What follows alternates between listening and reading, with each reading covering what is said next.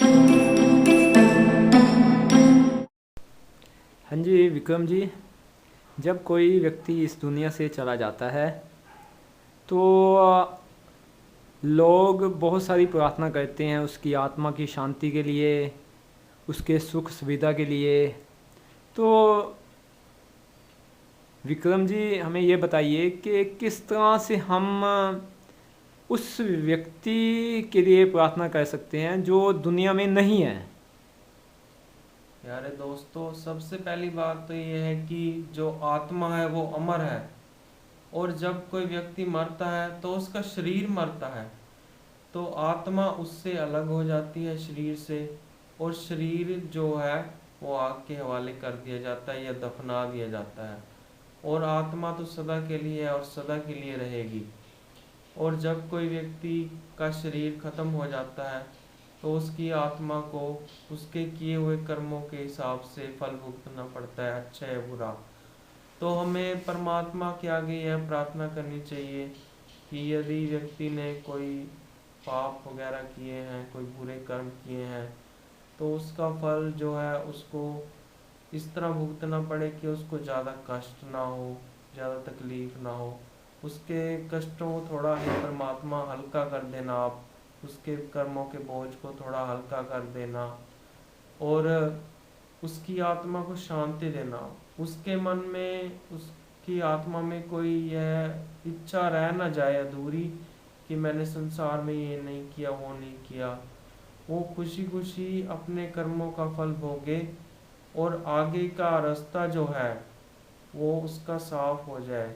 जो आगे उसको नया कपड़ा मिलना है, नया शरीर मिलना है, वो उसे खुशी खुशी ग्रहण कर सके। ये आत्मा के विषय में ये कहते हैं कि जब व्यक्ति की डेथ हुई कि उसकी आत्मा को शांति मिल जाए।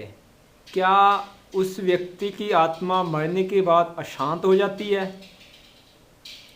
देखिए, बात यह है कि जब कोई व्यक्ति मरता है तो कभी कभी किसी व्यक्ति के दिल में कोई इच्छा अधूरी रह जाती है।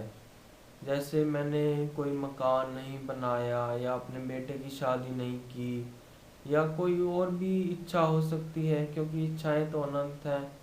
तो हम परमात्मा से यह प्रार्थना करते हैं कि हे परमात्मा, उसकी जो इच्छा है वो उसकी आत्मा भूल जाए और अपने आगे के जीवन के लिए, आगे के मार्ग के लिए उसको खुशी खुशी वो ग्रहण करे और उस मार्ग पर चले।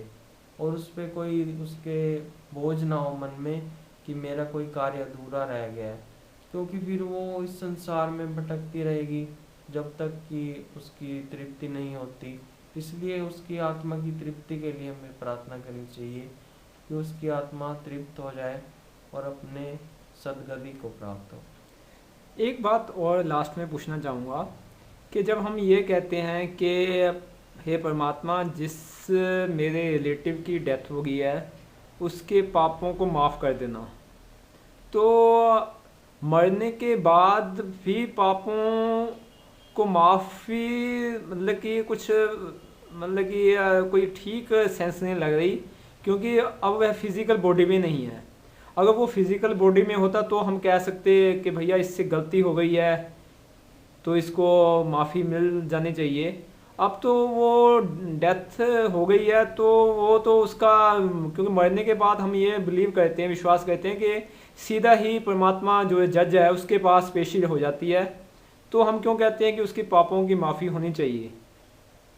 देखिए, अगर जज के पास कोई अथॉरिटी होती है कि वह किसी के गुनाह को माफ़ भी कर सकता है, उसकी सज़ा को कम भी कर सकता है, इसीलिए हम परमात्मा से यह प्रार्थना करते हैं कि उसके पापों को माफ़ कर देना। हो सकता है परमात्मा हमारे दिल से निकली हुई आवाज़ को सुन ले और उसके जो पाप किए हुए हैं या बुरे कर्म किए हुए हैं उसकी उसको थोड़ी कम सज़ा मिल जाए। इसीलिए हम कहते हैं कि ये परमात्मा उसे माफ़ कर दो। बहुत बहुत आपका धन्यवाद। धन्यवाद आपका।